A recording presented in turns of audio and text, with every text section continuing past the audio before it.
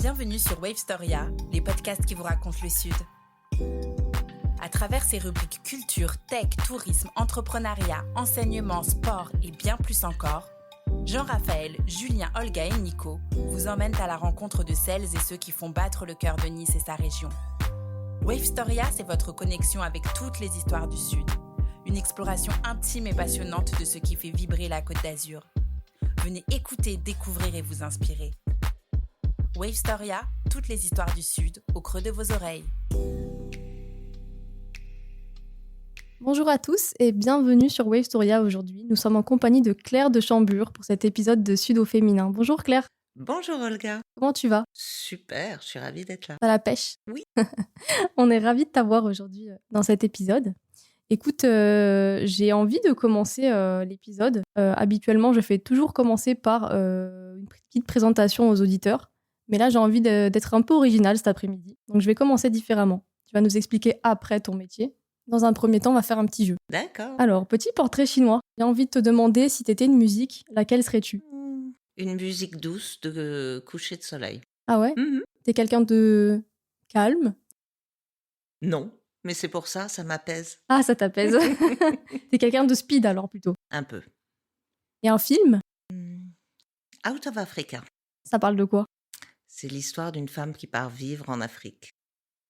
C'est une très belle histoire. Et en fait, moi, je suis partie vivre en Uruguay pendant longtemps.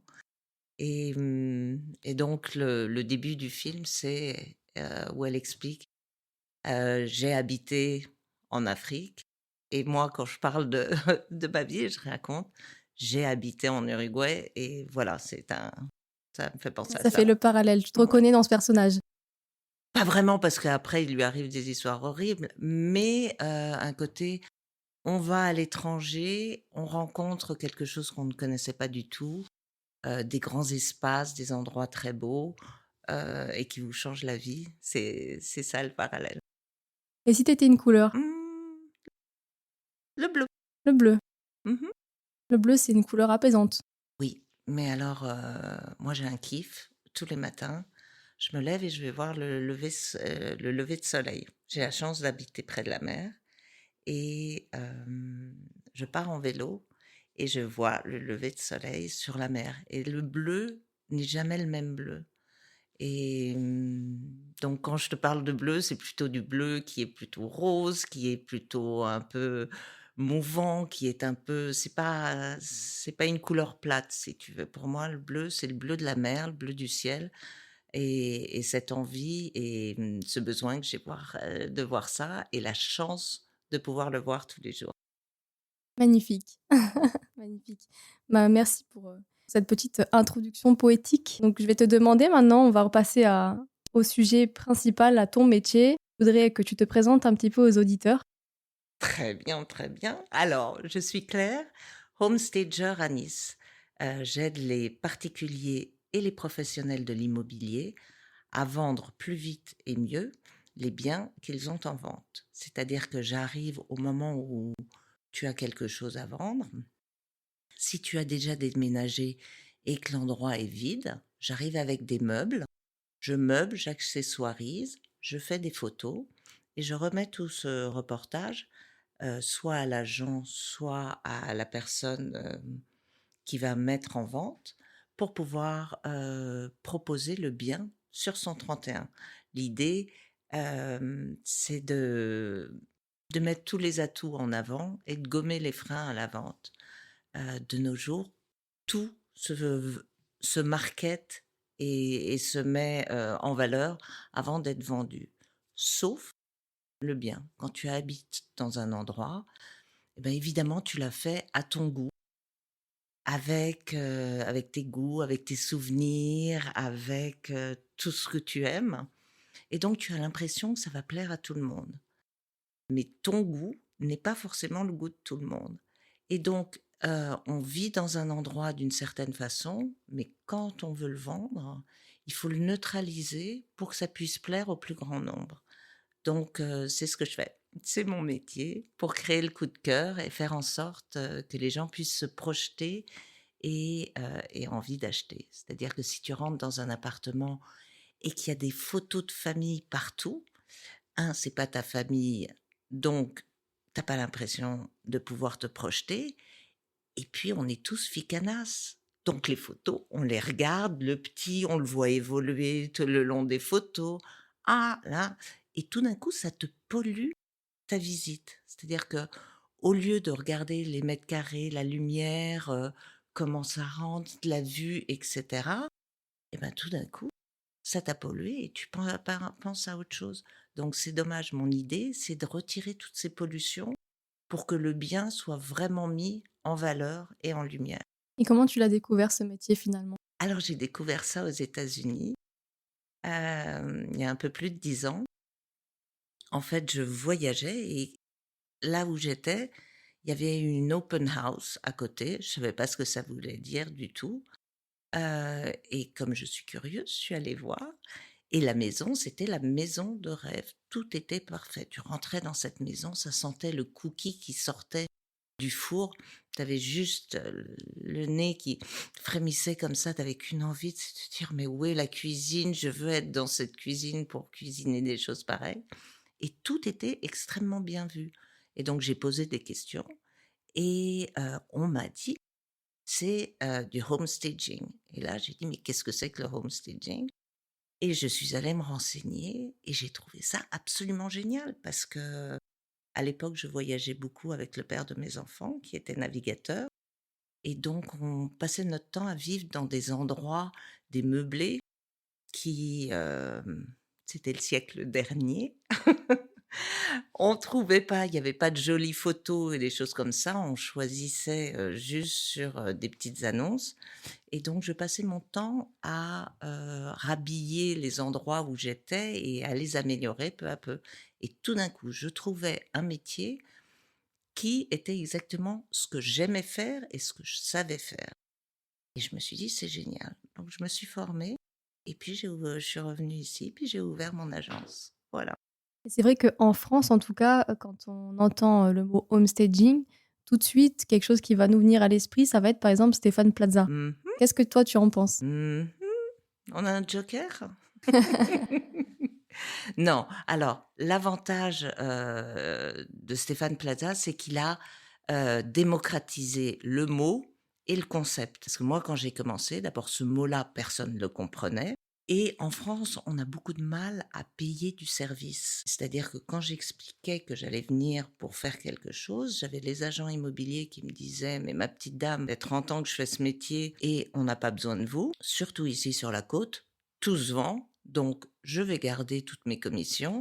Je vous remercie, au revoir». Mais bon, heureusement, il est passé par là et il a expliqué ce qu'il en était, tout en sachant que ces émissions, ne sont pas vraiment la réalité, si tu veux. Quand tu arrives, chez des gens, la plupart du temps, leur maison, quand ils vont la vendre, heu, c'est le gros de leur capital. Ils l'ont payé pendant des années, ils l'ont façonné à leur goût. Tu peux pas arriver comme il arrive Avec en des gros disant sabots. avec des gros sabots en disant: «Eh mais Georgette, tu crois que tu vas le vendre ton truc comme ça? C'est moche ça». On peut pas dire ça, on peut pas dire ça, c'est horrible. Georgette, elle a fait ça avec amour, elle est heureuse d'être chez elle.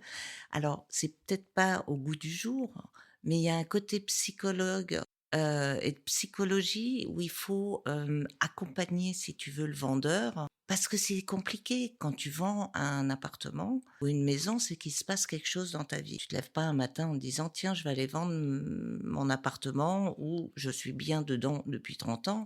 Non, si tu vends, c'est qu'il se passe quelque chose, soit de joyeux, soit de moins joyeux. Soit il y a un enfant de plus, donc il faut s'agrandir, soit il y a un divorce et il faut se séparer, il faut vendre la maison. Mais c'est toujours un moment charnière et compliqué. Il y a une certaine fébrilité, donc les gens ont besoin d'être accompagnés. D'abord par un bon agent immobilier qui pourra s'occuper de tout, parce que alors ça, les gens qui disent je vais me débrouiller et je vais le faire moi-même, c'est que généralement ils ne l'ont jamais fait parce qu'ils ne se rendent pas compte de tout ce qu'il faut faire.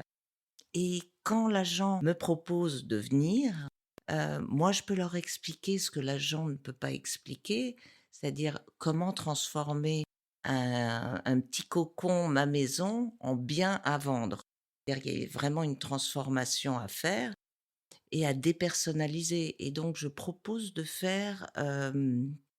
commencer comme un pré-déménagement dans lequel on rangera donc toutes les photos de famille, par exemple, tous les signes religieux, et on mettra ça bien de côté et on rajoute des petites touches du goût du jour. C'est-à-dire que l'idée n'est pas de faire un style prononcé, mais de faire au goût du jour. C'est-à-dire éviter le vieillot. Le vieillot ne vend pas quand tu arrives dans un endroit et tu sens qu'il y a du papier peint, il y a des rideaux qui sont là depuis 50 ans, il y a une espèce de lourdeur l'énergie qui émane de tout ça n'est pas la bonne. Donc il faut vraiment aider tout ça, aérer, rafraîchir. Voilà, et c'est ça ce que je fais. C'est très intéressant comme métier. Et c'est vrai que voilà, aujourd'hui, bon, c'est assez connu, mais j'imagine à l'époque, quand tu as découvert ça aux États-Unis, ce n'était pas forcément hyper connu en France. Non, vraiment pas. Et donc, c'était ça le problème. Déjà, le mot homestaging est compliqué pour des Français. Ensuite, alors si tu traduis ça, c'est de la mise en valeur immobilière. C'est tellement long que les gens se disent, s'endorment avant que tu dises le mot. Et le concept n'était pas très bien compris parce que si tu veux, il y a aussi ce côté-là où les gens disent, ah ouais, vous faites de la déco. Ben non, moi je fais pas de déco. La différence entre le homestaging et la déco. Le homestaging fait au goût du jour, la décoratrice fait au goût du client. Moi je dépersonnalise, la décoratrice personnalise. Et ça, c'est toute la différence. Et moi, je fais pas pour plaire au client, mais pour faire à l'acheteur potentiel. C'est-à-dire que mon client, c'est pas celui qui me demande de travailler, c'est celui qui va venir, en fait. Je dois plaire à celui qui va venir. Si l'appartement du client n'était pas impeccable, il n'aurait pas besoin de moi. Donc voilà, c'est toute notre différence. Et donc, tu as commencé du coup cette activité sur Nice. Ouais. Quel était le contexte de ton arrivée sur Nice, puisque je crois que tu n'es pas originaire d'ici? Non, je suis une Parisienne. Comme beaucoup à Nice. Et on est pas mal, ouais. Et en fait, j'ai rencontré le père de mes enfants qui était berlugan. Berlugan, tu sais ce que c'est? Pas du tout. Alors, les berlugans, c'est les habitants de Beaulieu-sur-Mer. C'est barbare, Alors là, hein? franchement, je savais pas du tout qu'on disait ça comme ça. Je pensais que c'était un nom de métier. Non, il était navigateur, hein, mais il était berlugan, donc il habitait Beaulieu-sur-Mer. On s'était rencontrés ailleurs, mais après 2 ans, on a décidé de faire des enfants. Moi, à l'époque, j'habitais à Paris et lui habitait à Beaulieu. Et quand j'ai eu ma fille, eh ben, je suis venue habiter à Beaulieu en me disant quel enfer, quel enfer! Il n'y a que des vieux, des caniches, ça va être terrible. Et ben 28 ans plus tard, il n'est pas question que j'en parte. Voilà, j'adore ma vie dans le sud. J'ai découvert le sud parce que moi, en bonne parisienne, en fait, ma famille, on allait en Normandie. Donc moi, les plages, c'est les plages du débarquement, où il fait froid, mais on se baigne quand même, mais on est plutôt en bottes en caoutchouc qu'en maillot de bain. Et le sud a été une vraie découverte. C'est-à-dire que me promener dans la rue, voir des oranges dans les arbres comme ça, les prendre et manger des mandarines. Enfin, j'ai trouvé ça absolument incroyable. Et puis cette mer où on peut se baigner pratiquement toute l'année. Plus le ski, bref, j'ai été conquise. Je suis arrivée à reculons. Mais là, j'ai plus du tout envie d'en repartir. Voilà. T'es arrivée à reculons parce que c'était le dynamisme qui te manquait, un petit peu cette effervescence parisienne. Voilà. Entre être célibataire à Paris à moins de 30 ans et arriver maman dans le sud où dès que tu sors, tu as l'impression qu'il n'y a que des cheveux violets et des caniches. Enfin, c'était l'impression que ça me faisait, si tu veux. Il y a eu un petit choc culturel important. Bien sûr, une adaptation. Une adaptation. Ouais. Et du coup, de commencer cette activité ici, Ça t'a, au départ, paru compliqué? Comment est-ce que tu as ramé un petit peu? Oui, j'ai beaucoup ramé, beaucoup ramé. Mais en fait, quand je suis arrivée ici, j'ai pas tout de suite commencé ça parce que donc j'ai beaucoup voyagé, avec Gilles pour, toutes les courses de bateaux qu'il faisait. On est partis vivre, en Nouvelle-Zélande, en Australie, aux États-Unis, donc on a beaucoup voyagé avec les enfants et hem et ensuite mon métier d'avant, j'étais restauratrice. J'ai eu des restaurants en Uruguay, à l'autre bout du monde et donc en fait, la première chose que j'ai faite, sur la côte, c'est rouvrir un petit resto. Ah oui. Mmh et hem et ensuite on est reparti voyager. C'est là où j'ai rencontré ce métier et c'est à la suite de ça que je me suis dit: «Bon, ben, j'ai envie de faire ça» et je me suis lancée là-dedans et les premières années ont été, très, très difficiles parce que je te dis, les gens ne connaissaient pas et n'avaient pas envie et n'étaient pas ouverts. Je pense qu'aujourd'hui, le marché est énormément changé. Depuis le covid, depuis toutes ces histoires, où on était enfermés, où on a tous vu énormément d'images, regardé plein d'images, les gens sont beaucoup plus habitués et ont envie de belles choses. Et donc on peut plus faire les photos qu'il y avait avant, avec la veste de l'agent immobilier et sa sacoche sur la table, et la cuisine pas rangée, ça existe plus. À l'époque, ça existait encore. Donc on va pour le mieux et moi je trouve ça superbe parce que je trouve qu'il y a rien de mieux que, d'espérer parce qu'en fait, quand on vend un appartement, on vend pas des mètres carrés. On vend un lifestyle, on vend une envie de vivre, mieux, une histoire de se projeter pour une qualité de vie et c'est comme ça que je vois mon métier.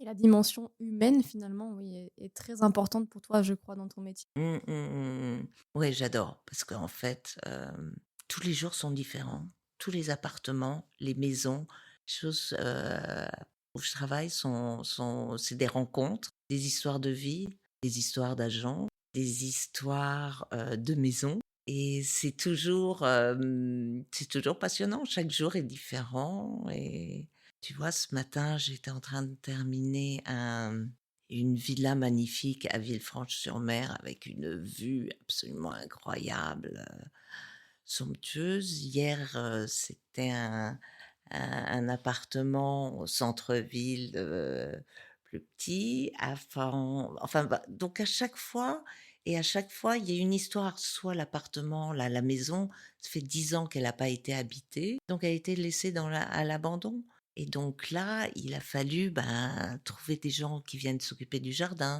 des gens qui fassent le ménage à fond, remodeler certaines choses, rajouter des meubles, en retirer certains qui étaient trop amochés. Voilà, l'idée c'est, alors que, la semaine dernière, l'appartement dans le centre-ville, c'était un appartement vide et donc ça j'adore. C'est une page blanche et on te laisse écrire ce que tu veux, sans que personne te dise quoi que ce soit. Moi j'adore. Chaque projet est vraiment différent, c'est créatif, quoi. Ça a son lot de créativité. Ah ouais, ouais, tout à fait, tout à fait.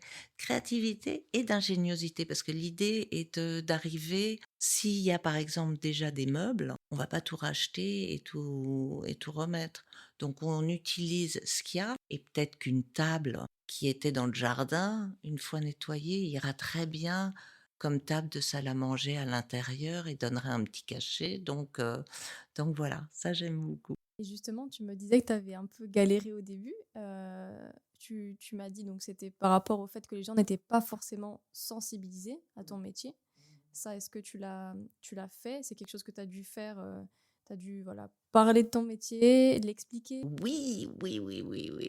Et comme j'avais du mal à tout ça, en fait, j'ai donné des cours. J'ai proposé de donner des cours dans des masters et des BTS et des licences d'immobilier pour justement sensibiliser les gens qui vont se mettre à travailler, qui comprennent que c'est pas une lubie de mettre 3 coussins et une bougie, qu'il y a vraiment une réflexion marketing autour de ça.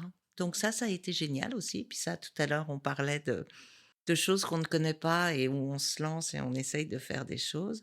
Ça, se lancer devant plein de jeunes qui te regardent, ça a été une expérience. Je crois que toi aussi, tu donnes des cours, non? Oui, oui, oui. Oui, oui, je connais la sensation. Oui, oui, oui, le premier jour, tu arrives et tu te dis: «Waouh, est-ce qu'ils vont m'écouter? Qu'est-ce que je vais faire?» et cetera. Mais bon, ça aussi, tu vois, c'est une première fois. Moi, j'adore les premières fois. J'adore me lancer et faire des petits challenges comme ça de choses que je ne sais pas faire Ouais. et c'est ça qui me fait avancer. Quand tu arrives dans un endroit comme ça, dont tu n'es pas originaire, faire son réseau pro, comment ça se passe? Alors ça, au début, j'étais extrêmement seule mais finalement à Nice, il y a beaucoup de réseaux, beaucoup d'associations et de clubs et tu finis par rencontrer plein de gens. Moi, j'ai la chance de faire partie d'une association qui s'appelle Famimo, qui est une association de femmes dans l'immobilier et hem et ça m'a beaucoup apporté parce que surtout, d'être solopreneur, de travailler toute seule, tu tournes un peu, tu vois, il y a pas de machine à café, tu peux pas aller discuter avec quelqu'un et je trouve que c'est extrêmement enrichissant de rencontrer des gens, de discuter, d'avoir des points de vue, de se dire: «Ah, ben moi je fais ça» et cetera. Je pense que donc j'adore ça. Donc voilà, Ouais. Donc j'ai c'est un réseau où vraiment vous faites, tout un peu des métiers complémentaires? voilà, on fait toutes des métiers, dans l'immobilier. Donc sur tout le cheminement d'un achat immobilier, tu as des photographes, des diagnostiqueurs, des courtiers, des agents immobiliers, des homestagers, des photographes, enfin, tu vois? Tout type de, et des avocats, des notaires. Donc et on apprend de chacune parce que c'est des gens avec qui on travaille, mais tu sais pas forcément comment marche. Tu as des notions de ce que fait un notaire, ce que fait un huissier, mais pas vraiment avec, précision. Pour moi, un huissier, c'est un horrible monsieur tout en noir qui vient, qui tape à ta porte et qui te vole ta télé. Et ben, on a rencontré une huissier qui est venue nous raconter que pas du tout. Et quand elle nous a raconté son métier et comment elle était arrivée là et sa façon de faire, bah, c'était passionnant. Et tout d'un coup, un regard neuf sur quelque chose que tu as l'impression de savoir. Et donc, tout d'un coup, cette complémentarité était passionnante et passionnante. Justement, ce réseau qui est typiquement féminin, 100% féminin, je crois. Pour toi, c'est quelque chose d'important d'avoir un réseau féminin, de Oui, l'entraide? oui, oui, oui. Je crois beaucoup à la sororité. C'est quelque chose de très important. Moi, je pense qu'on arrive à tisser des liens et il y a moins de filtres à avoir et c'est plus facile. Voilà. Je pense que c'est dans le business. Est-ce que tu penses avoir eu une différence de traitement ou alors des difficultés propres au fait que tu sois une femme pour t'imposer dans l'immobilier, par exemple? Non, je pense pas. Par contre, ce que je sais, c'est que j'ai plus de facilité, à partager avec des femmes. Alors ce qui est très rigolo, tu sais, on dit toujours, pour les réseaux sociaux: «Réfléchis à ton persona, comment est-il?» et cetera. Donc moi, mon persona, il était, réfléchi, c'était une femme entre 30 et 40 ans qui travaillait dans l'immobilier, qui avait des enfants, qui avait le goût du détail, qui était sensible à la beauté et cetera et je travaille essentiellement avec des hommes. Donc le truc a énormément évolué. Alors peut-être que ma communication n'est pas la bonne et que j'attire des hommes pour ça ou c'est peut-être pas une histoire, de genre non plus si tu veux. Je pense que ce que j'apporte, n'est pas spécifique pour un genre. C'est juste, j'apporte de la beauté, de la créativité et une aide à la vente, voilà. Moi, je suis assez partisane de faire ce Mmh mh. travail inverse, de d'abord voir un petit peu comment ça se passe, comment ça évolue, et après de s'adapter aussi en fait à nos clients. Ouais, ouais, tout à fait, faut s'adapter parce que je tu vois, je regardais ça l'autre jour et je rigolais parce que c'était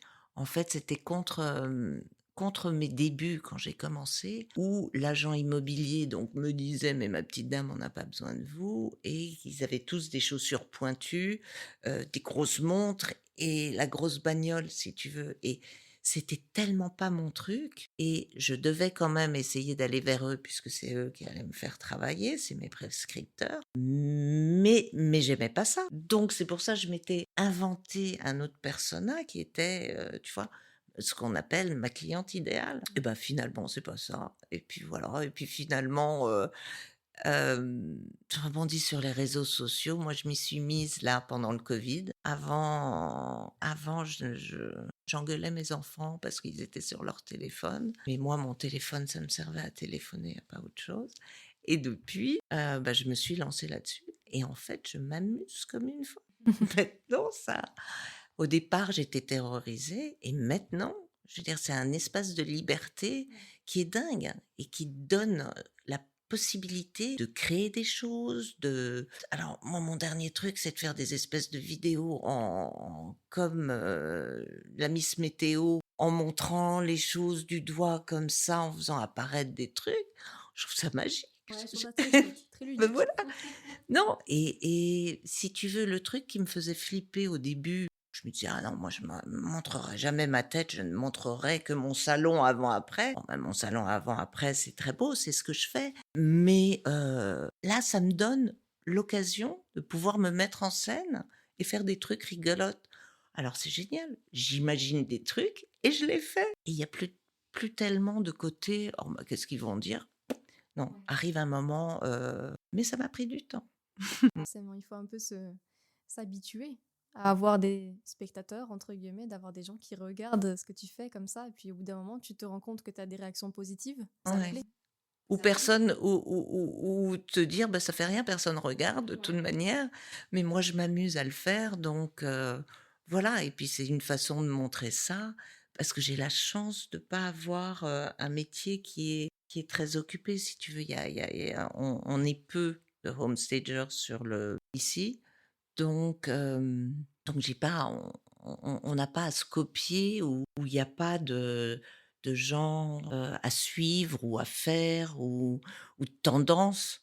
Ça existe pas, on les a pas. Il faut juste créer et inventer et c'est plutôt sympa ça, c'est encore un bel espace de liberté. Je suis assez d'accord.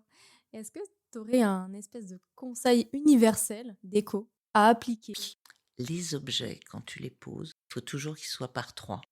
Tu mets pas un seul truc, tu mets 3, ça fonctionne. Ah ouais, ça habille. Ça habille, c'est-à-dire que tu mets, une carafe, un verre et un petit objet, mais si tu en mets que 2, alors je ne sais pas la vérité de ça, je sais pas le nombre d'or, c'est pas ça, mais ça fonctionne comme ça. Voilà, bah écoutez, ceux qui écoutent l'épisode, voilà, vous saurez, il faut toujours mettre les objets par terre. Voilà. Est-ce que ça marche aussi pour tout ce qui est les cadres, les choses accrochées au mur, par exemple? Non, pour les 4, c'est beaucoup plus, on est beaucoup plus large. On peut faire un peu ce qu'on veut. Faut que ça soit à peu près équilibré. Mais le par 3 et tu verras, maintenant que je l'ai dit, tu regarderas sur les photos, les choses comme ça, c'est fou. Je m'en souviendrai. Et est-ce que tu as une anecdote marrante à nous raconter sur ton parcours pro? Quelque chose voilà, qui est sorti du commun? Quelque chose qui sort du commun. Mmh. Ah là là là là là là là. Écoute, je sais pas, mais je peux te raconter ce qui m'est arrivé hier. Donc hier,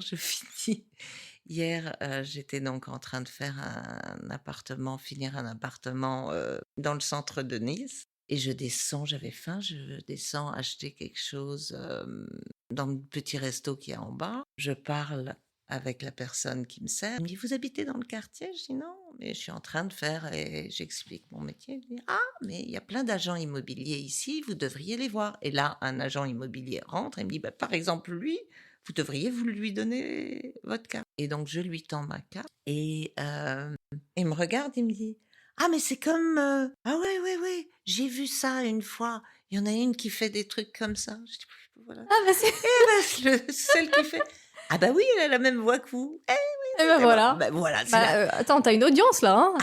c'était la première fois qu'on m'a reconnue, voilà. C'est génial On m'a ça! reconnue pour la première fois en achetant une pizza, j'étais C'est génial. Incroyable, incroyable. C'était génial. C'était très rigolo, voilà. Bah ouais. Bah écoute, merci beaucoup Claire. On va arriver à la fin de cet épisode. En tout cas, c'était très très intéressant de t'avoir et j'aime beaucoup ton énergie. Tu es très solaire.